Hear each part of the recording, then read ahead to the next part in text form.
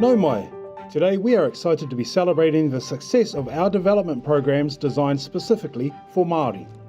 And we are honoured to be celebrating this success alongside our key partner, Te Puni Kōkiri, who have been alongside us every step of the way since 2014. Te Ara Whanake, our flagship program, started with a cohort of just 15 tauira. This year, we celebrate delivering this award-winning program to over 360 staff. The success of Te Ara Whanake and the continued support of Te Puni Kōkiri has allowed us to innovate new initiatives and deliver a suite of programs.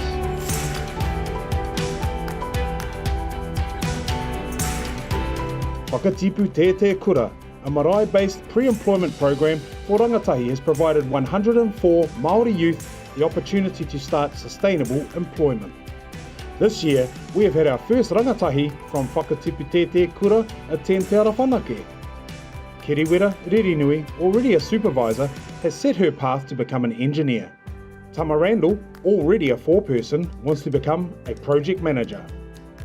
This year we will launch a Whakatipu Tētē Kura targeting kōtiro Māori to enter non-operational roles in the business like the laboratory, business administration, marketing and human resources.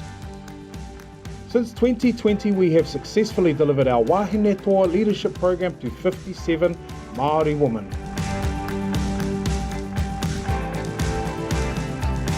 And our Whanake Ki Te Ora health improvement program has helped 28 staff to attain and maintain employment by overcoming obstacles and making better lifestyle choices.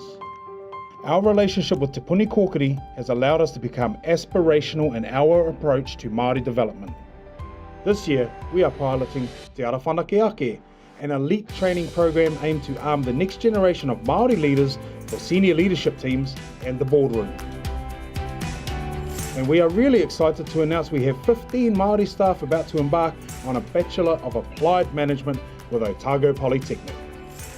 Te Ara Whanake has increased visibility of te ao Māori in the business and fostered a curiosity from our senior leaders, which has seen us develop a noho marae called Te Ara Māramatanga, where Te Tiriti is central to its delivery.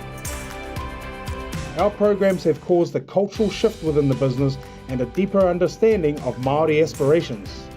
Our programs have not only allowed us to develop Māori leadership capability and capacity within the workplace, but also develop great Māori leaders within our communities, our sports clubs, our kapa haka groups, our marae, and most importantly, our whānau. And today, we celebrate that success.